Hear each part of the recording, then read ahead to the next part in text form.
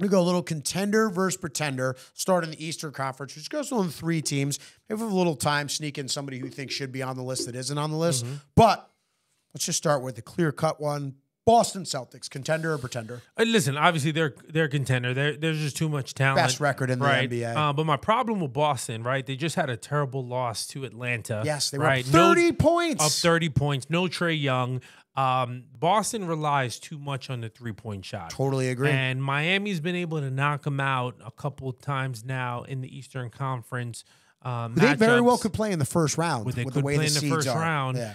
They play tough defense, right? And they take away your weakness, right? You know, one of the things... And they don't try in the regular season. They care about the postseason. So it's funny. One of the things Michael and Kobe always said, right? You know, take away their right hand and make them play left-handed, right? And so all of a sudden with Boston, if you eliminate the three-point shot from their game, you see that they play a lot of ISO, a lot of one-on-one, right? And so all of a sudden... Take a lot of contested jump shots. Exactly. So, can they, run a hot streak to an NBA championship? It's possible, but, is that the most likely outcome? So I think that's a concern. And the better defensive team, Miami being one of them, Bucks are tremendously improved on defense. Playing a lot better. Watch out for them New York Knicks. They're one of the few teams that really play defense when it comes to Tom Thibodeau. And the Knicks are finally starting to get healthy. Reports are that Mitchell Robinson is going to be back, could be back at the end of this week, which I think is huge. Because if he comes back, now all of a sudden you have Mitchell Robinson, you have Hartenstein, you have Precious Achua. If Julius Randle comes back, I mean, that's a front line. They come the postseason. This is something Don't forget about OG. Oh, OG too as well. But that's something that's been proven over the last 10 to 20 years. If you want to make a deep run in the playoffs, having a formidable front line, one that can attack the boards both offensively and defensively and make it a struggle for the other team, just turn it into a slog, a rock fight per se. I stole that from my man Jason Timpf too. But here's the thing, right? You mix that with a Jalen Brunson, a point guard that doesn't turn over the ball a lot, a point guard that plays defense, a point guard that can hit three and score. Yeah. That's what makes it so much dangerous as a combination. And a Josh Hart where he just goes, is Mr. Do Everything. Yeah. Like, I'm just going to do whatever you need. The Knicks have that identity where it's like they have their star and they have all their players that fit their roles. They have the dirty work guy and a Josh Hart, and then they have a formidable front line. I'm not saying that they beat Boston or Milwaukee, but I can easily see them making it a very competitive series with either one of those teams. Remember, we're talking about like Boston, whether they could truly be a contender, and the answer is yes. Yes. But the things that will eliminate them, I think the Heat and the Knicks have as a strong component. I agree with you. So listen, I have the Celtics as a contender too, but I'm also like, it's weird with them. Like, I get it. You have a freakishly talented top five. You might have the most talented pure starting five in the league. And then even their sixth man, I mean, it's just talent beyond words. But I'm still just waiting. Like, I've seen you make the finals. I've seen you be good, one of the better, if not best teams in the Eastern Conference. I'm waiting for, like, that next step where you come into the playoffs and dominate. It's not like a slog for you to get through series. You just come in and roll through teams. But here's the other thing, right? And watch out for it. If they don't win the championship this year, I could see them breaking up the team. Jalen and Tatum. Because how much longer are you going to do this? Exactly. Yeah. Right? Separately from that, they haven't produced the outcome you're looking for, even though you've won a lot of games. Yeah. Right. So I'm thinking chemistry could be an issue. And I do think it ultimately relies on Jason Tatum too, because as great as Jaylen Brown is, because I think he's awesome, and he's kind of like the alpha male leader personality wise, Tatum is the best player on the team, and he needs to go and show that type of decision-making and leadership, and he needs to play the type of offensive game that's going to get them over the hump. But you see, I think Jaylen Brown makes better decision-making. I agree. Right? I do agree. Think, Tatum is the better talent, but from a defensive and overall perspective and an offensive perspective, Jaylen Brown is very dangerous, and I think he's underrated, and I think he's underutilized in Boston. Yeah. So listen, now we have the Bucks. So we both think the Celtics are obviously a contender.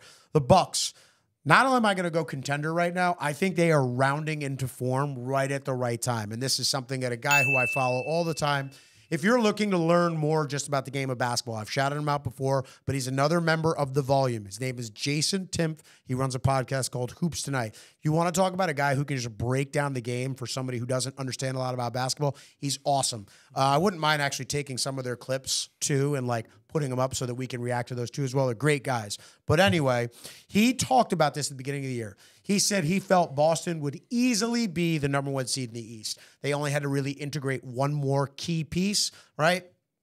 the Bucks were integrating two high-level stars together to go and play. So it was going to take a lot of time.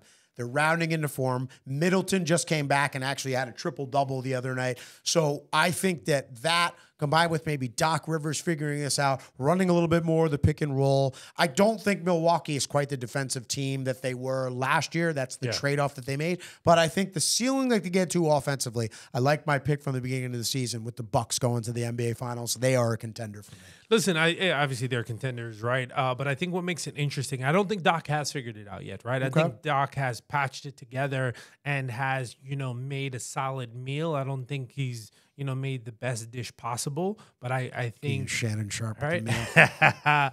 But no, seriously, I think they are seriously dangerous, right? But there's so much improvement. They're still lacking some depth overall. So I think when it comes to them, they'll go far. I think matchup is going to play a big role. But I do think their pick and roll between the two of them could be really, really dangerous. And once they turn it on, right, which they've ramped it up recently, you could see that they can, hold teams from scoring a bunch of points, but then they can put up a bunch of points. 100%. And watch Dame to step up. I think time. Exactly. As we enter this playoffs, Giannis is going to get his points, but come fourth quarter, I think Dame's going to take over. I'm with you.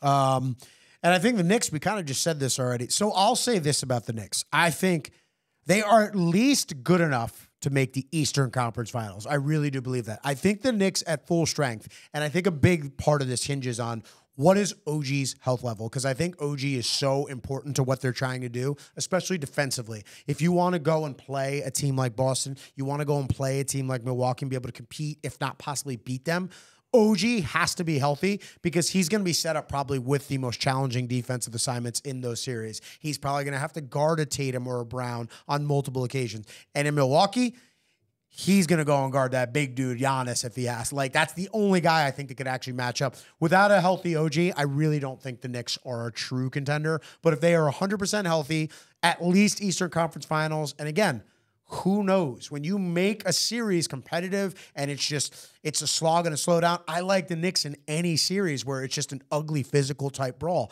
I think they have the bodies to match up with those teams. I really do. Yeah, I think where it's going to fall based on the seeding and the style that they play, the Knicks are serious contenders, right? Just based on that. But that decision is completely predicated on hell. It does, right? And they've already played that way. That's how they play. Exactly. Yeah, they already have a half-court set. That's one of the things that the Boston one of the best is defensive lacking. teams in the league. But Milwaukee has that, right? So I think Knicks match up well with Boston. I think they're going to have some challenges with Milwaukee. I still think they could win. But other than those two with no Embiid, I think it's a clear path. Those are the top three teams in the East, not based on standings, right? But based on, talent, experience, styles. Yes, and if they're all healthy. Exactly. Yeah, I'm with you. So I don't even think we need to spend much time on this one, but the Nuggets. I mean, not only to me are they contender, favorite. Yeah, they've literally flipped the switch, and I've been highly impressed. And to me, I could see them repeating. Yeah, I'm with you. I think the only team that beats them on the in either conference, I really do think the only team that could beat them is the Bucks, just from a matchup standpoint. But we'll go right to the Thunder. I'll say this, and I'm not trying to disrespect them. They're a fun team. They're a talented team, and I think their future is very bright. But as a title contender, they're a pretender. And the reason that I call them a pretender is because outside of Chet Holmgren, they have no size. They cannot close out possessions because Chet is the guy that has to come out and challenge shots, and they have nobody to close out. They don't have a true power forward or somebody that just closes out. And in playoff scenarios, when it gets ugly and people crash the boards, you need somebody to close out defensive possessions and go grab those defensive boards. They don't have that. So while they're fast and they're young, and I think their future is very bright, not a true contender for me. Hey, you stole my thunder. No pun intended. I 100% agree with you. Stole my thunder. Listen, no, they're still too young, right? And again, I think everybody is gunning to match up with SGA, them. by the way. Love superstar. And I think Williams is going to be a stud too in a couple of years. I think everyone is gunning to match up against them because I know they could take them down based on size, based on I know they know what the playoffs are like, right? That I definitely think that's who the Lakers want because I don't think 100%. They match up well with the Lakers. 100%. So, yeah, they're pretenders in my book. Now, T-Wolves.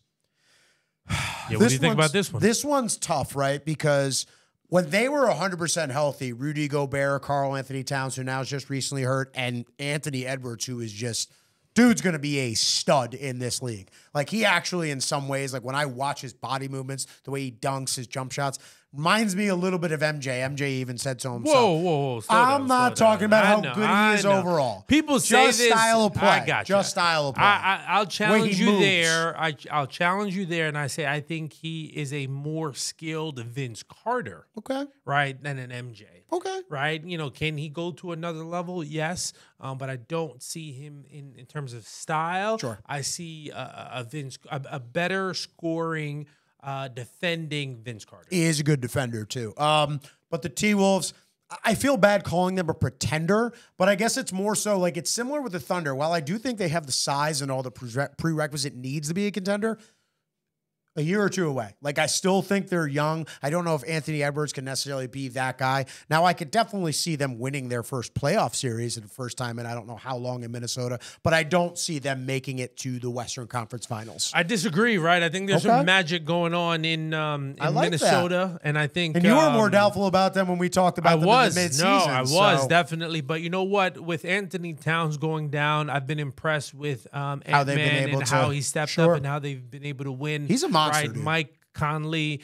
right? Gobert, right? There's Jaden some McDaniels, one of the best perimeter defenders in the game right now. Right? Yep. So I've liked how they've competed without Karl Anthony Towns. I agree. So I'm looking at him as being an addition, right? An added threat and weapon. And so with that being the case, if they continue to lean on Anthony Edwards and you sprinkle in some Karl Anthony Towns, I think they can make a strong push for the Western Conference Finals. Right. Okay, so those are our contenders and pretenders this week. I'm impressed that you like them as a contender. I do. They've turned me into a believer. Nice. I think the Thunder are 2 years away, but I think the Minnesota's time is now. Okay.